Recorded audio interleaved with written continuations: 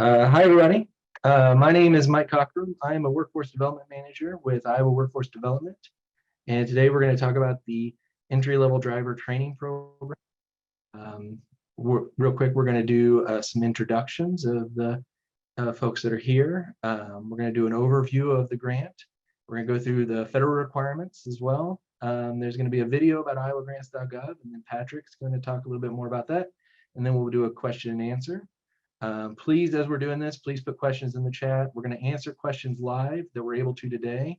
And then a complete Q&A as well as this slideshow will be posted on the Future Ready Iowa webpage as soon as possible after this webinar. So quickly, like I said, first we'll do introductions. So I want to introduce the panelists we have with me today. So I'll start with Karen. Do you want to introduce yourself? Good afternoon. My name is Karen Evans, and I work with the Future Ready Iowa program, and I will be supporting Mike throughout this opportunity. Patrick? My name is Patrick Rice. I'm the grant administrator for this opportunity with Iowa Workforce Development, and I'll be your contact when it comes to the questions specifically around Iowa grants, iowagrants.gov. iowagrants.gov. And then Steve? My name is Steve Ritter. I'm the grant accountant. I'll be looking over expenses and helping with procurement questions. Great. Okay, so let's get started with that overview. So the purpose of the grant is to reimburse Iowa-based employers, employer consortiums, and nonprofits that provide entry-level driver training for employees either in-house or through a partnership with Iowa-based third-party certified training providers. So that training that we're talking about must meet the minimum federal standards that entry-level drivers are required to complete. Training providers have to be certified with the Federal Motor Carrier Safety Administration or Association, and on the training provider registry. The training can be provided to prospective employees whose position will require that their applicants apply for a Class A or Class B. If they are upgrading their existing CDL from a Class B to a Class A, or adding hazardous materials, passenger, or school bus endorsement. So if they're required to take entry-level driver training in order to upgrade or acquire their CDL, they would be eligible. For information about the requirements or how to certify as a training provider, the FMCSA has a website, fmcsa.gov/ELDT, can provide more information. The award amount, this is a $6 million grant opportunity. The minimum award is $5,000 and the maximum award is $400,000. IWD is not obligated to provide the grant amount requested and may award multiple projects. 5% of all funds will be reserved for employers with 50 employees or fewer, and funding decisions will be made as funding is available. Important dates. So today was the first day that grant applications were open. And grant applications will be due by February 3rd at 11:59 a.m. In terms of cost for the dates, no cost incurred prior to January 1st or after October 31st of 2024 will be eligible. All receipts, reimbursement requests, proof of payment, and reporting documents must be claimed by sending to Iowa Workforce Development by December 1st, 2024, or remaining award funds will be forfeited. And all SLFRF funds must be obligated by 12/31/24. An overview of the reimbursable costs. So if you will be providing training in-house, the reimbursable costs could include wage and reimbursement for instructors, the purchase of ELDT curriculum materials, or the maintenance of the equipment and location necessary to provide ELDT. If you're providing third-party training, the cost of tuition would be reimbursable.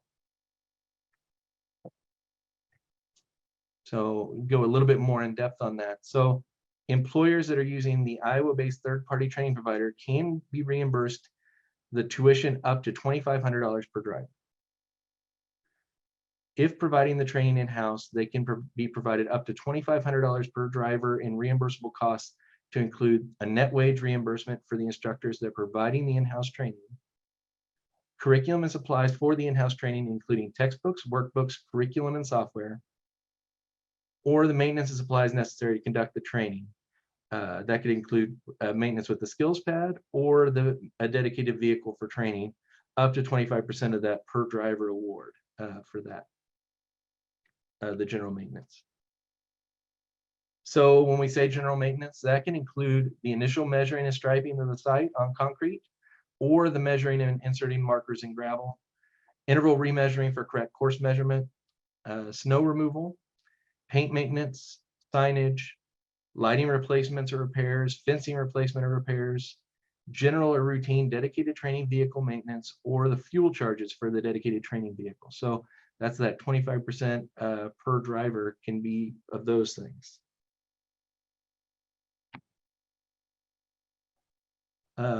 For Iowa-based businesses that certify as an ELDT provider after January 1st, are creating a new program, up to $10,000 can be reimbursed for costs to certify the provider in the location. That can include those initial expenses listed for in-house training providers, or staff wage expense to train a new instructor, the net wages, or expenses to cover the FMCSA trainer certification.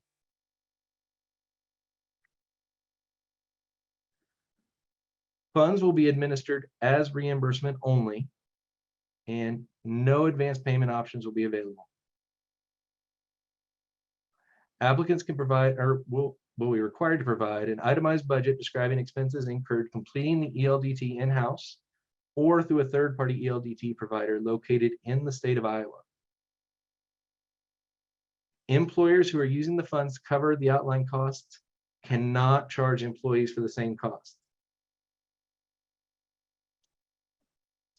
In terms of residency, participants of the program are encouraged to be residents of the state of Iowa. If the applicant is the training provider and is located in an Iowa county that borders another state, then at least 75% of all the participants they train must be Iowa residents, and they'll have to provide proof of that with an Iowa CDL certification. The remaining 25% of participants trained can be residents of the states in which the Iowa border county borders. That's a mouthful. In which the Iowa border county borders, by providing proof of the border state CDL certification. So if you're in Appanoose County, you can potentially produce 75% of your participants can be trained, will have to be Iowa residents, and then up to 25% can be from Missouri. If an applicant is a training provider located in an Iowa county that does not border another state, then 100% of all your participants must be residents of Iowa.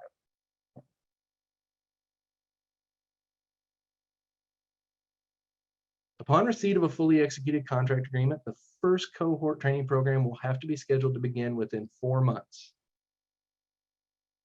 The cohort will have to be completed within a 60-day time period from the start date. Programs may contain multiple cohorts, with certifying a minimum of 2 new or upgraded drivers per cohort. No costs prior to January 1st, 2023 or after October 31st, 2024 will be eligible. And all receipts, reimbursement requests, proof of payment, and reporting documents will be claimed by sending to IWD by 12/1/24, or remaining award funds will be forfeited. Okay, reporting requirements. Successful applicants will be required to submit a quarterly progress report each quarter and a final report to IWD on specific grant activities funded with the award. This will summarize project activities, outcomes, and deliverables of the project, including but not limited to the demographic information participants, information on the training provider, participant enrollment, total of participants enrolled, total that are completing the training, wage information before and after completing training, participants exiting the program without completing the training, number of participants that passed the licensure exam on the first attempt, and the number of participants passing the exam on the second attempt. Length of time per training, the total participants that attained an industry recognized credential, and the number of new and upgraded certified drivers by the certification or endorsement type. So they're, Class B, Class A, or the endorsements. This report may also include progress of the project award, details relating to the key performance indicators, lessons learned, ongoing plan for sustainability. Successful applicants will also have to provide measurement tools and metrics used to determine success of the program. This part's important. Financial quarterly reports will not be processed until after the narrative progress reports requirements are satisfied. So you'll have to submit this quarterly narrative report before we can review the financial report.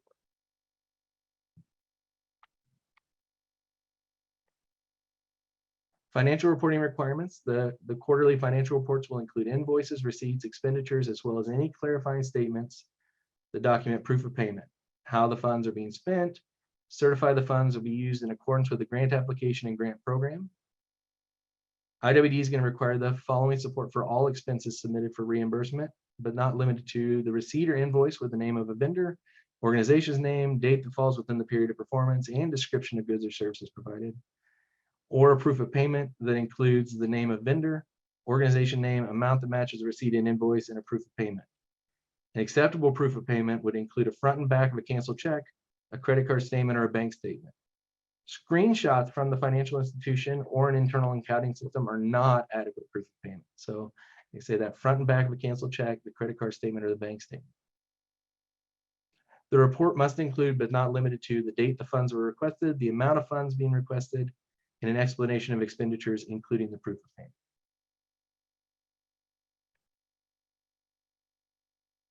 Awards. This award will be federally funded. For this reason, there are additional requirements as outlined in the Notice of Funding Opportunity. Please be sure that you're aware of the federal requirements found in 2 CFR Part 200, including SAM.gov registration and the procurement policy. All awarded applicants will be required to have a SAM.gov unique code, which would previously have been the DUNS number. Please visit SAM.gov for more information. You can see a screenshot here that explains that in April, that unique entity identifier changed from the DUNS number to the unique entity ID generated by SAM.gov. So please make sure that you're getting that SAM.gov code. All successful applicants will be required to provide a copy of their procurement policy to IWD. A policy template will be provided upon request. However, it is the applicant's responsibility to consult with qualified and knowledgeable legal counsel to determine any rules or requirements that apply to their individual circumstances. I'm going to go through this very briefly. The 2 CFR Part 200 is important to have available to you. So micro purchases are purchases of supplies or services under $10,000 that don't require solicitation of competitive bids, but they do require need and rationale documentation and cost reasonableness documentation there. And then you can see rules governing small purchases or the purchase of supplies or services over $10,000 but under $250,000.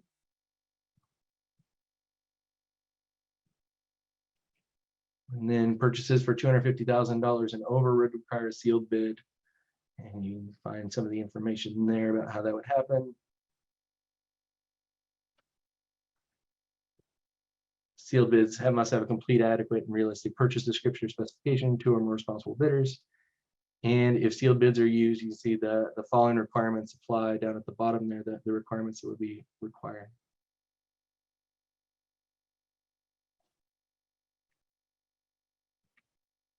And then here's some more information about competitive proposals and bids that are publicly solicited in a firm fixed price or a cost reimbursement that's awarded.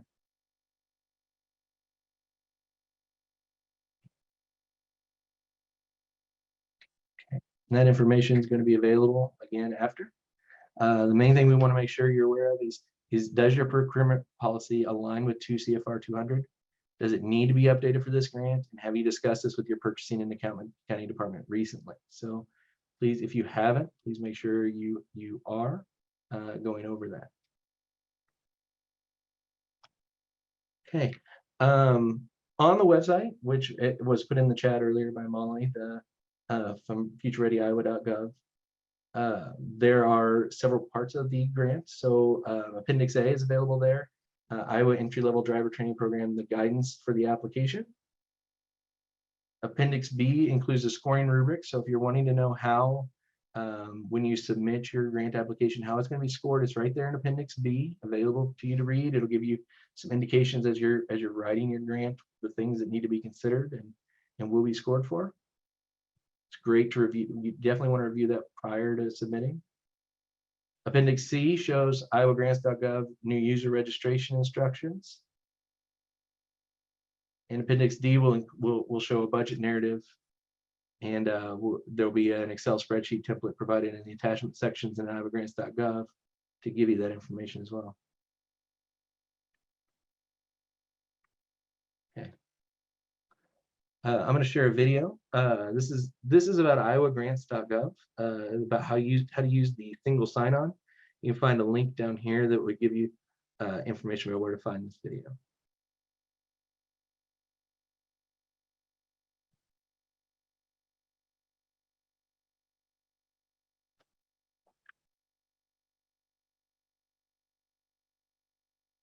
Welcome. This is a short tutorial on how to access Iowa Grants. First, go ahead and navigate to iowagrants.gov. Once you get to iowagrants.gov, go ahead and click on the blue button that states click here to access the single sign-on tool.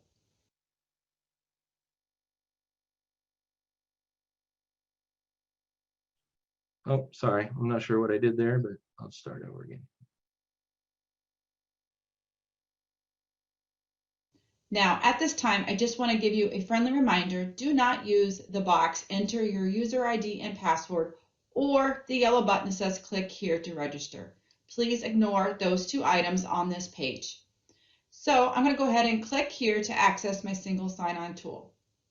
Now you have accessed the single sign-on page. Now, if you do not have an account, go ahead and click sign up at the bottom. Notice where it says do not have an account, click sign up. Go ahead and click sign up. Go ahead and enter your first name. I'm going to go ahead and demonstrate a trainer account today, and enter in your last name. Go ahead and put in an email address. This could be any email address, the email address that you have access to. So I'm going to go ahead and put a trainer account in here, a valid email address. So once you have the first name, last name, and email in the appropriate boxes, go ahead and click sign up. Now, this following screen will not appear for most of you.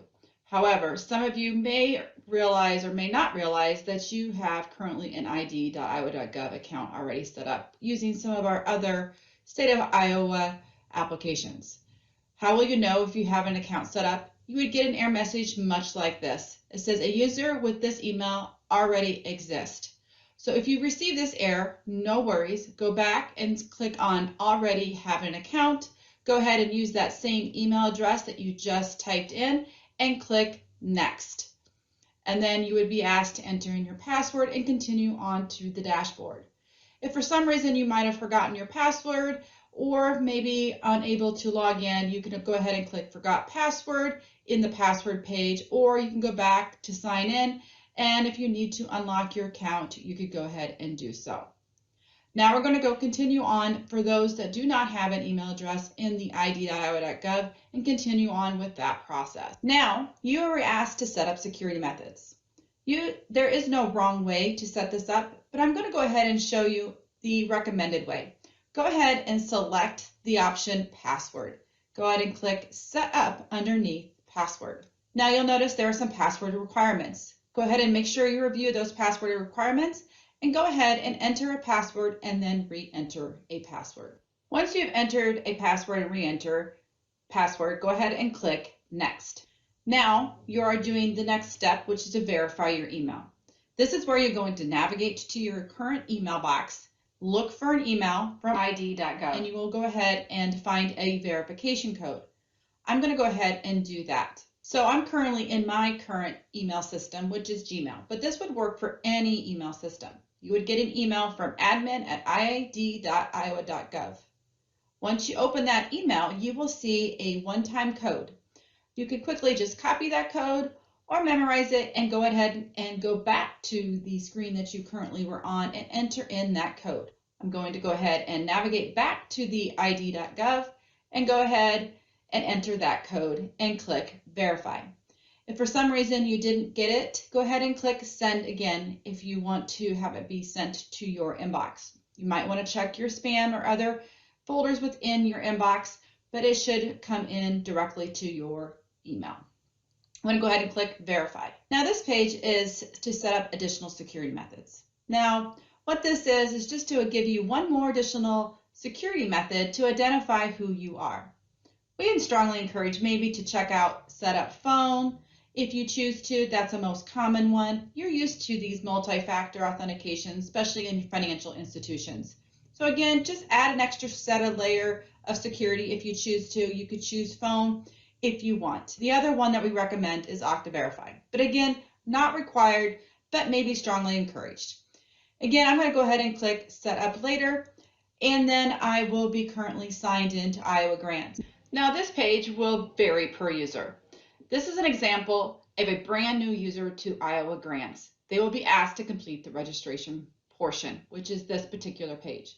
However, some of you will fall under the bucket of actually already having an Iowa Grants account, and you'll be prompted to a brand new page, which will get you directly where you need to go. Before I end this video, I strongly encourage you to check out the resources below in the description to learn more on how to get signed into Iowa Grants. Thank you so much.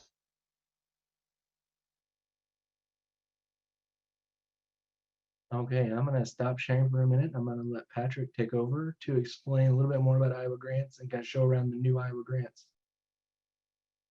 Great. All right. Thanks, everyone. And thank you again for putting your questions in the chat. I see that there's lots of good questions being asked, so we'll get to those as we can. I know Karen's answering quite a few of those right now. I'm going to go ahead and start sharing my screen also. What you should be seeing is the Iowa Department of Management screen. Is that correct?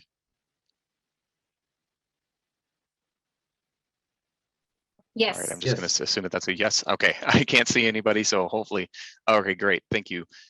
So this is the screen, again, for that video link. If you are would like to watch that again, it's just the you can just type in dom.iowa.gov/iowa-grants.login. But again, that information will be made available once this webinar is posted to the website as well. Now, if you are interested in reading the instructions, you can also click the files, the PDF here, and it will pull up another window, which I'll show right here. So this is just a printed or a screenshot version of those same instructions. Now, this may seem like this is a lot of steps. This is no different than anybody setting up online shopping or online banking accounts. It's just providing that extra verification of your registration. So, so if you're familiar with online banking or online shopping already, this process will seem very familiar to you. Again, that'll just walk. This document will just walk through the screenshots of the different ways to verify. Okay. Once you're in Iowa Grants and you're logged into Iowa Grants, you will come to your homepage. Most likely, it'll be displaying your dashboard. So currently, this is what, once you're logged into Iowa Grants for the first time, this is what your window will look like. You can click on Funding Opportunities on the left-hand side to display all the funding opportunities available for the state. Now, you will not see any of the statuses called test. You will only see posted opportunities. So those will be noted in green. There's a couple ways you can search for this grant, because as you can see, there's a lot of different opportunities. You can click on the title and that will alphabetize it. And then you scroll down to Iowa for Iowa entry level driver training program. Or you can do the search item and type in driver, and you can see that quickly eliminates all the other options. So my recommendation is to type in driver in the search feature, or entry, or some maybe even workforce. Of course, if you type in workforce, that'll pop up any opportunities with Iowa Workforce Development. But once you find the funding opportunity, you can go ahead and select it, and that will take you to the Notice of Funding Opportunity. Now, this information is an abbreviated Notice of Funding Opportunity, but you do have the option to select the entire Notice of Funding Opportunity further down. So as you can see, it's the posted date was today. The award amount range begins at 5,000, goes up to 400,000. The project dates are from 1/1/2003 until October 31st of 2024. And the award announcement date was today as well. As you scroll through the notice of funding opportunity, again, this is an abbreviated version of it, so this does not include all the information. You'll see that applications are due February 3rd, 2023 at 11:59 a.m. Now that's really important that you are aware that this is 11:59 a.m. So this closes a little bit before noon. It is not at midnight on the 3rd of February. It is at 11:59 a.m. on the 3rd. As you scroll down, you can read through the highlights of the notice of funding opportunity. The use of funds are listed as well as cost sharing information. And then as you get closer to the bottom, you'll see the attachments. Now, if you were interested in reading the entire notice of funding opportunity, you have that option that is listed here. You can select that and that will open up a new window for you to open. So you can see that I'm going to go ahead and download. And this opens up the Word document. Hopefully it opens up the Word document for you. Hopefully you can see that. And this will be the entire notice of funding opportunity. Okay. All right. Mike already highlighted Appendix B, which is a scoring rubric. So if you would like, this would be a good document for you to follow as you are typing in your information into your application itself, because the scoring rubric highlights the areas that we are going to be looking for when we are reviewing. This should open up the scoring rubric Appendix B, and you can see the different sections for the program plan narrative training approach, which is worth 40 points of your total point value. So if you are interested in knowing what are the areas that you need to highlight into your application, it is in Appendix B. All right. So once we've looked through all of the attachments and you feel that you are ready to apply and you want to start your application, you can scroll to the very top and there is a large green button on the right-hand side that says Start New Application. Now, once you click that or select that option, it'll ask for some just very general information, as in what is the title of the application that you're going to be submitting, what is the organization name, and that's about it. Once you select that, it'll take you into the actual application. If you choose that is as far as you want to go, that's perfectly fine. Save your information, and then you can always come back to it. You can see at the top where it says current applications, you can see that I've already have begun an application for this opportunity. So I will go ahead and open up my application. And you can see that there is just some very general information that I've started, but for the most part, I have not entered any part of this this application process. Now that I'm ready to go back into it, I'm going to edit my application. And here you can see that there are the 6 different areas that are required for submission for this award. General information, that is the first thing when you begin your application. General information is just the title and the organization. That's it. The minority impact statement and cover sheet are 2 state generalized state forms that are a part of any state application. So those 2 forms are standard with any state of Iowa applications process. So really you have 3 individual pieces specifically for this grant that you have to fill out in addition to the general state of Iowa information. The EDLT main application is where you're going to find the largest section of the application, and this is where you actually type in your project description and project narrative. You can see there are some general program information questions highlighted in red, but there's not an option for you to add anything. In order to answer these, you have to add a row, which will open up the opportunities for you to answer these questions. You can see that in this question where please, which best describes your business, there are options for you down below that you can enter. So if I was a medium business, I would have around 75 to 249 employees. Some of these are drop-down options. Some of them are you type in the information itself. After I typed in my information and I'm happy with it, I can save my row.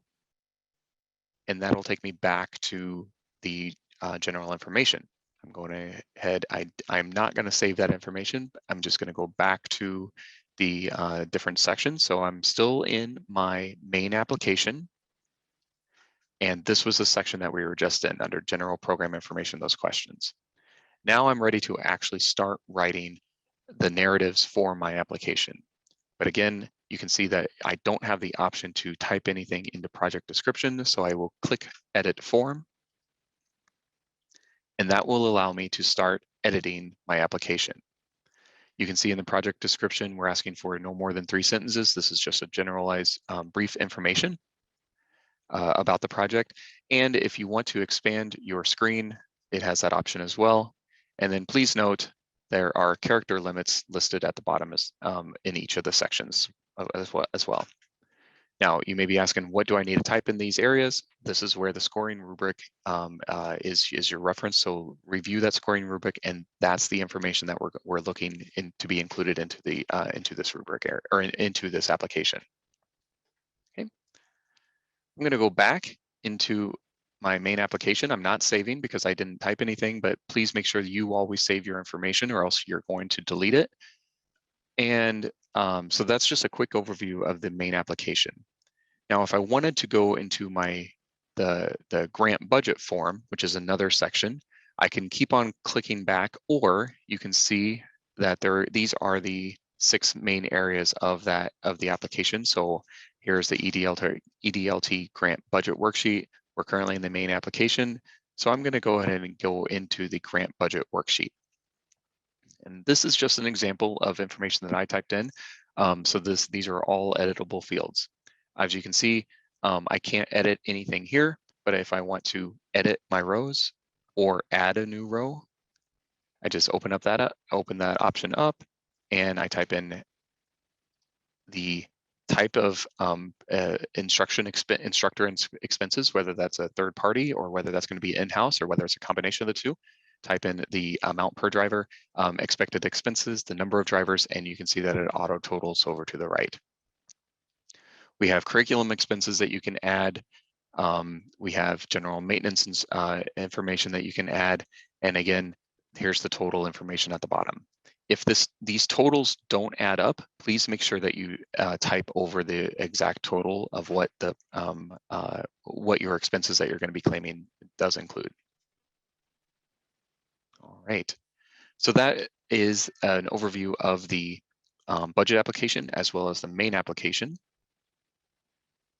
And then as you work through your sections of Iowa grants, make sure you mark as complete.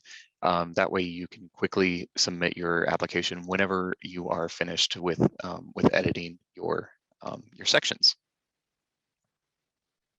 All right. I am going to go ahead and stop sharing my screen. And again, I'll be your contact if you have questions about the Iowa grants application process. I'll be your main contact if you have any questions specifically about the notice of funding opportunity. Those questions would go to Mike. If you're unfamiliar with Iowa grants, this is a new system. It was just released as of yesterday. We had a prior version of Iowa grants, and it was just migrated to a new system. So this is a brand new system for everybody in the state. All right, and I'll turn it back over to Mike.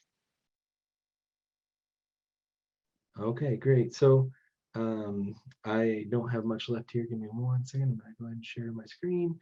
Really, I think all I have left is, so for questions, we're going to answer some questions in the Q&A here soon, but if you have questions that come up in the preparation of the NOFO, or in regards to the NOFO, you can reach out to me. It's got my phone number and my email address there.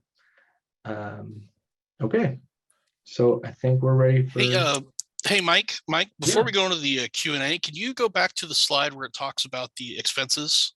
I just wanted to clarify something real quick. Which one? The one where it had the invoices and the payments.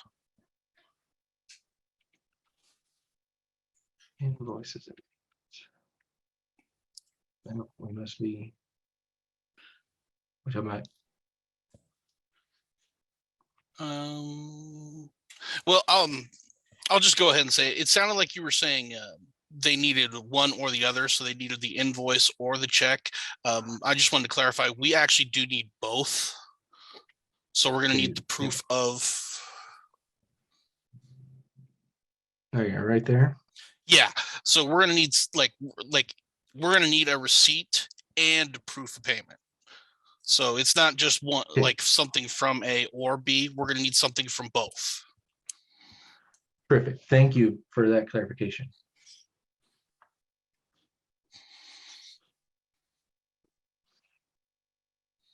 Okay.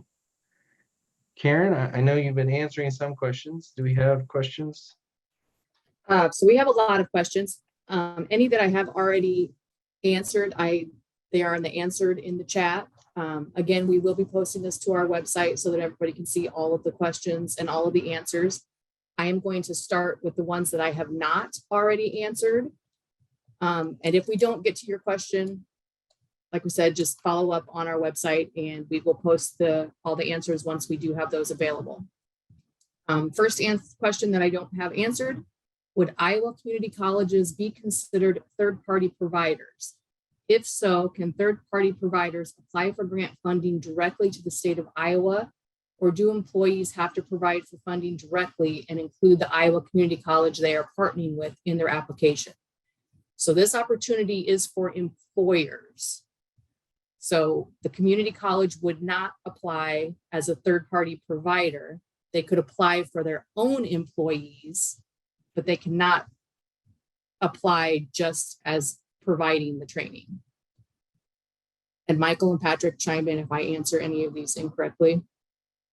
No, that's correct. They'd be considered third-party providers so long as they're certified on the training provider registry, right? Can third-party training providers bill employers for those other eligible costs, i.e. books, maintenance, etc., in addition to $2,500 tuition per driver? Well, and maybe this, Karen or Patrick, maybe you want to correct me, but the way the employer, if they're using a third-party training provider, can only be reimbursed for $2,500 per driver for tuition. So if the other charges are given to them, I don't think those would be reimbursable if they were asking for books and maintenance fees in addition to that as from a third-party training provider. They would only be able to be reimbursed for whatever tuition charges were given by the third-party provider. That's my understanding. Also, is it possible to charge the employee should they leave the company?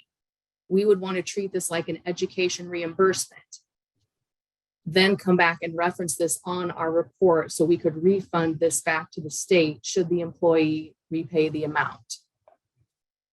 That might need to go to our legal department unless, Michael, you know the answer to that? I think we probably want to run that through and do some research on that answer.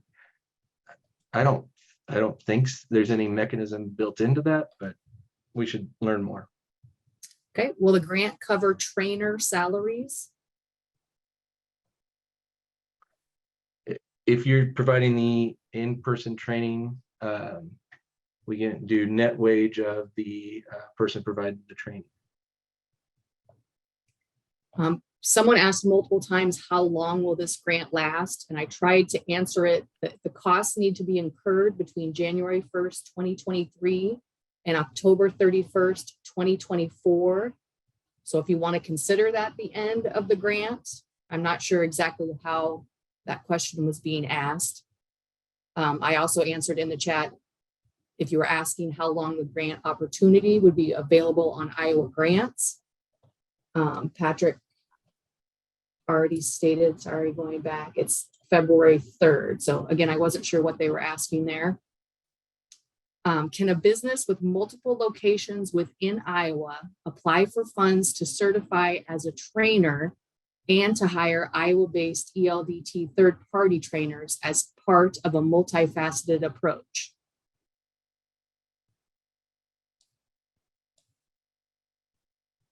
Patrick, you can help me out with this one. So as I recall, we can have, they can have multiple strategies, right? I think we built that in where they have the ability to use third-party training providers while they get certified to become their own in-house training provider. Is that correct? That's correct, and that option is available in those drop-down questions. I believe it says third-party provider, in-house, or combination. I think there's actually a not certain option, but in that instance, that could be a combination. So I'm going to combine these next couple questions. Somebody asked, so these are federal funds, not state funds. That is correct. These are federal funds. They asked, are other states getting this funding too? I am not aware whether or not they are. I don't know, Mike or Patrick, if you know. I think the program's unique to Iowa. I don't know about the fund, where the funding source specifically, but. And then they asked for clarification. So $6 million for this opportunity, is that all the federal, or is that just for the state of Iowa? So the state of Iowa, this opportunity has $6 million to allocate to the different programs, just the state of Iowa. If a third-party company is utilized to complete the classroom theory portion, would reimbursement be available if they are not an Iowa-based company?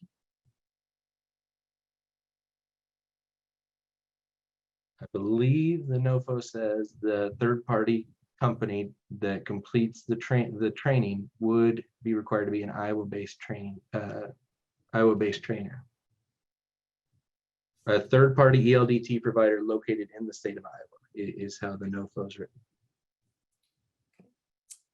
In Appendix A, it requests letters of commitment from key partners. Can we provide an example of what a key partner is? Yeah, I can answer that one. A key partner, if you are utilizing a third party as a provider, that would be an example of a key partner. If you look at the scoring rubric Appendix B, you'll also notice that partnerships,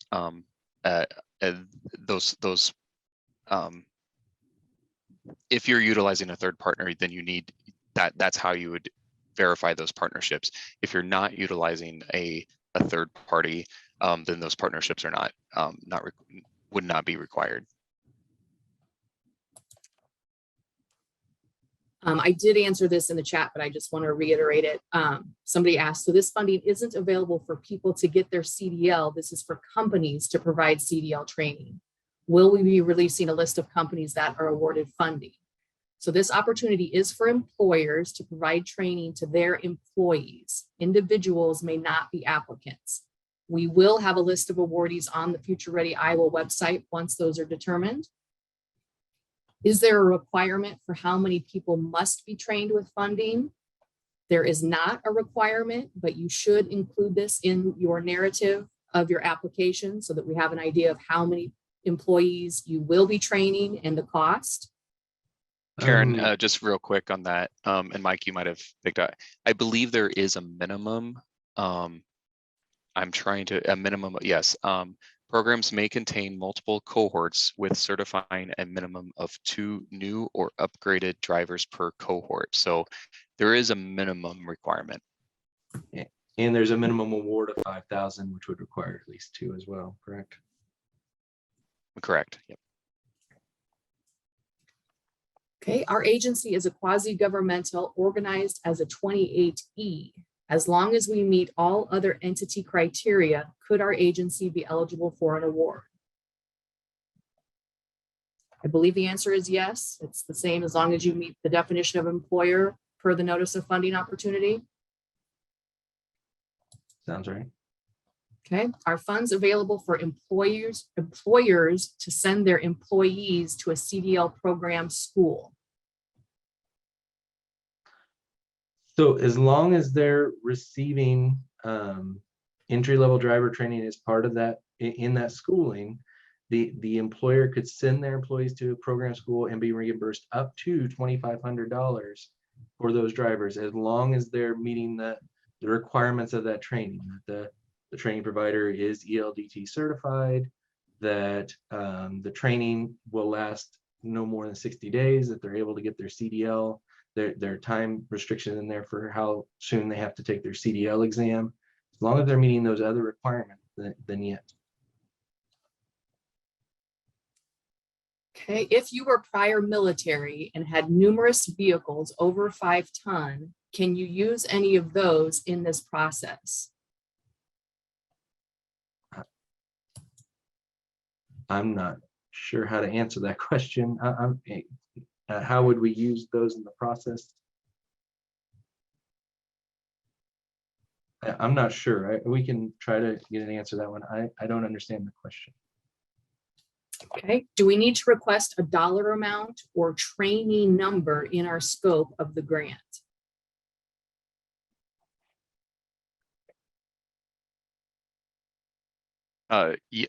Yes, you need to request the dollar amount that you are requesting, as well as the anticipated number of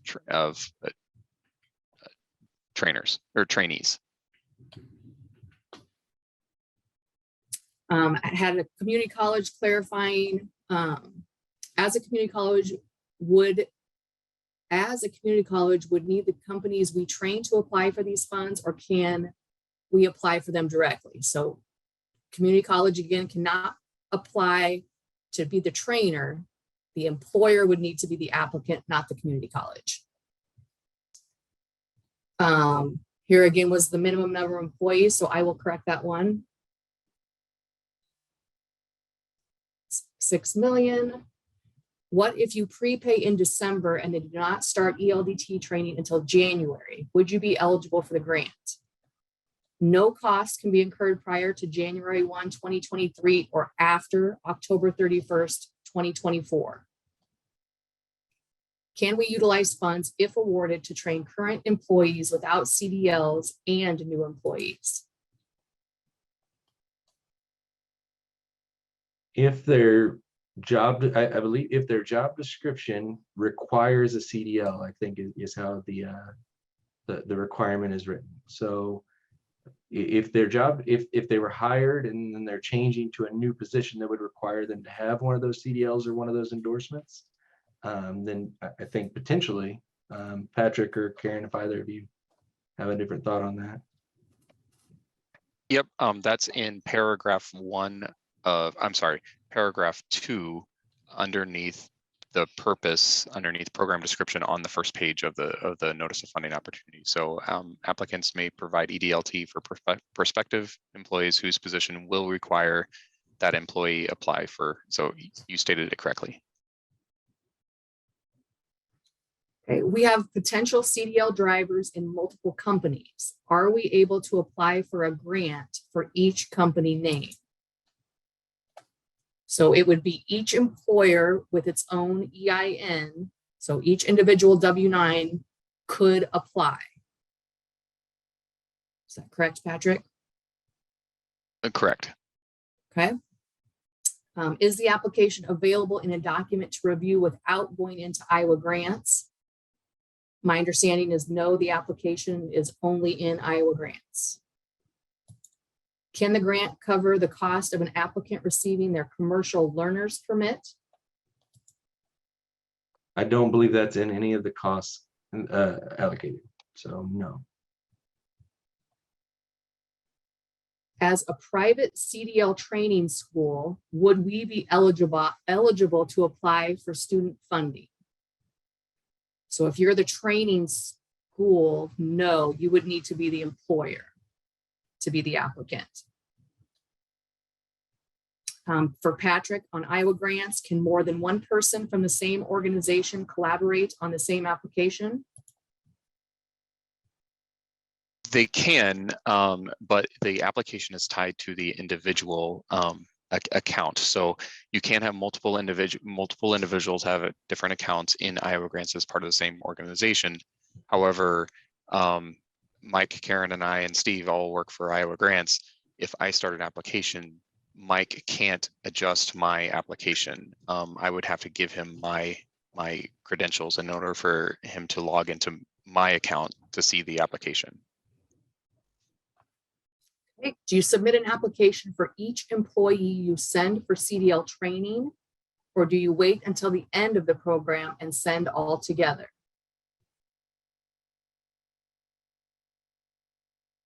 I'll let one of you two answer this. My understanding would be you would submit the application as you intend it to be,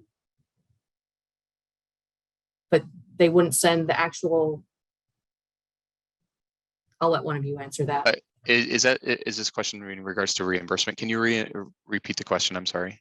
It says, do you submit an application for each employee you send for CDL training, or do you wait until the end of the program and send all together?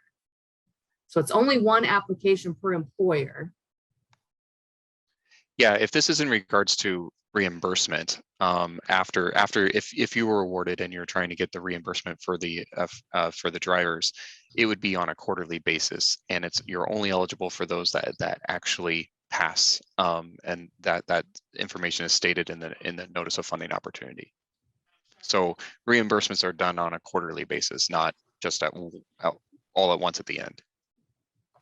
Okay, this is another community college. Based on the items that seem to be eligible for reimbursement, can we, as the trainers, the community college, apply for this grant and help students with the tuition funding on our side? Or does this have to go through a company who would be hiring the students directly? The latter part. It needs to be the employer that is applying for the grant for their employees, not the community college. We conduct an annual single audit compliant with 2 CFR 200 subpart F. Do we need to submit any prior year's audits with our application with any future required reports, or just keep them on file? My recommendation would be to keep them on file. Steve, if you have anything else to add?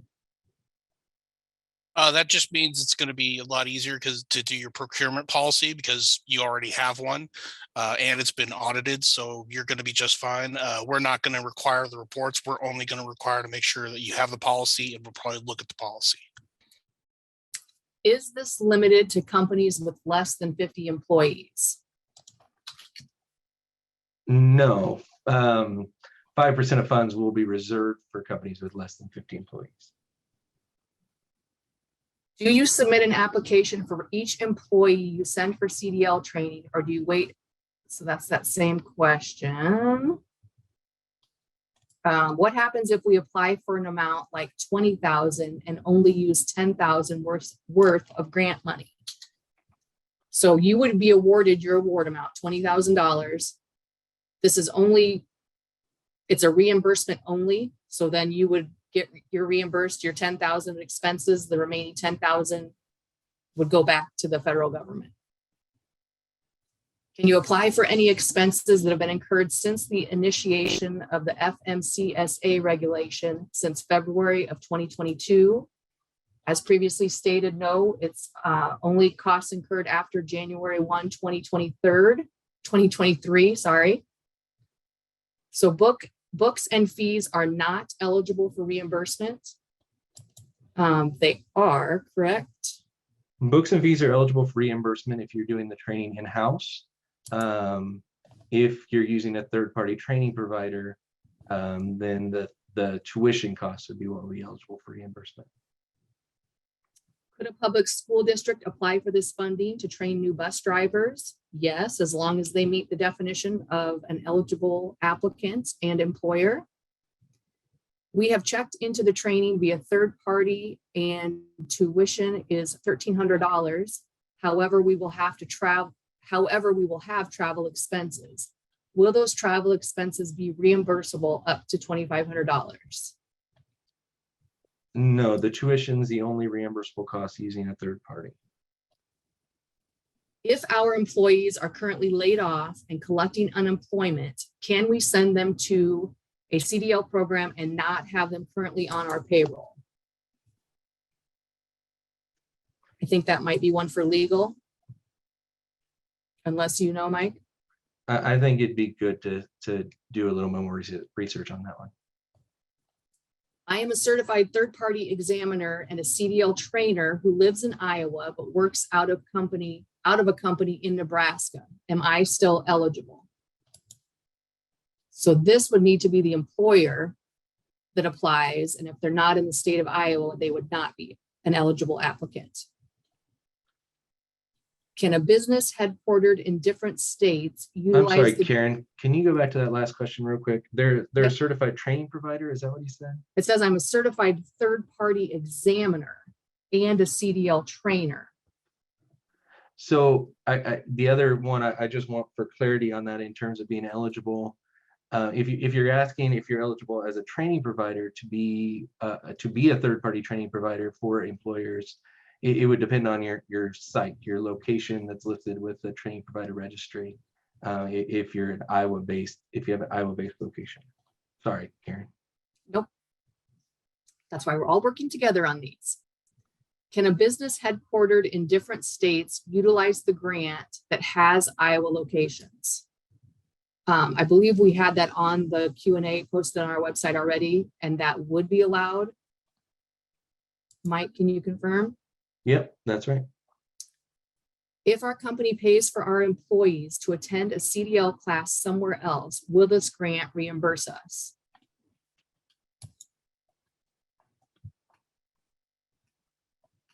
I'm sorry, can you ask that one more time? Yep. If our company pays for our employees to attend a CDL class somewhere else, will this grant reimburse us? So if the CDL class is covering entry-level driver training requirements, they're a certified training provider, and that you could potentially be reimbursed for up to $2,500 per driver in the tuition cost for that. And they can do it in the 60 days and meet all the other requirements listed in the notice of funding opportunity. Can an employer use a contracted employment agreement to guarantee an employee stays onboarded after completion of the training? That's similar to the previous question that we need to get a response from legal. We will provide that on our website when we have an answer. Can out-of-state residents be considered as long as their state borders Iowa? Mike, I'll let you answer that. I know it's a pretty specific answer. So the residency requirements for the employer. So if the employer that's doing the training is a border county, it borders the county borders another state, they could potentially hire someone who is an out-of-state driver. Up to 25% of those that they train could be out of state.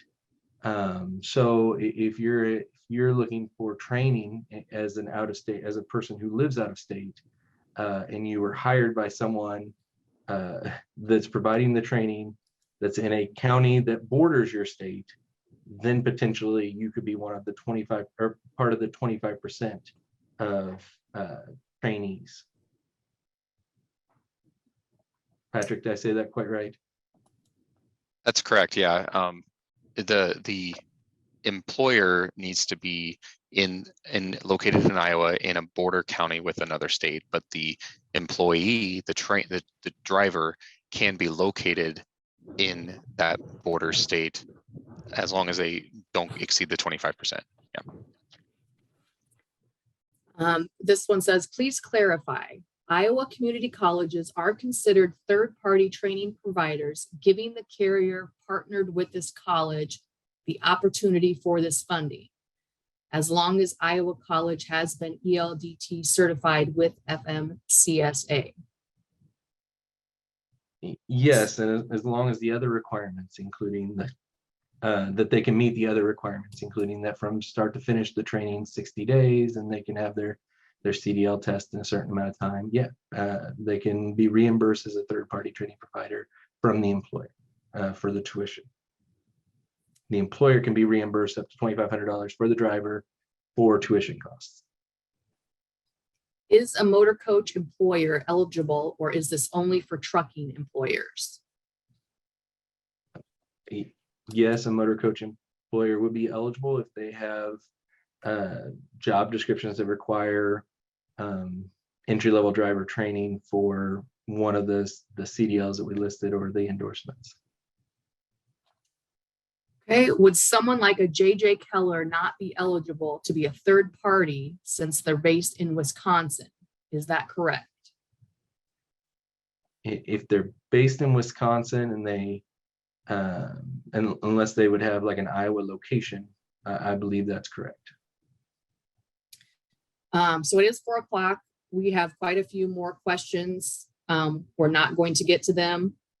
As we previously stated, we will take our time. We will provide an answer to each one of these questions, in addition to the Q&A that we already have posted on our website. Once we have that complete, we will have the Q&A, the webinar slides, and the recording available.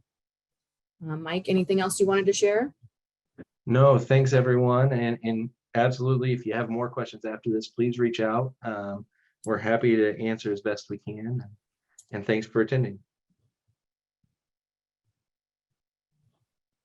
Thank you, everyone. And just a reminder, if you are looking for any of these resources, go to the futurereadyiowa.gov/entry level driver page. I just dropped a link into the chat window.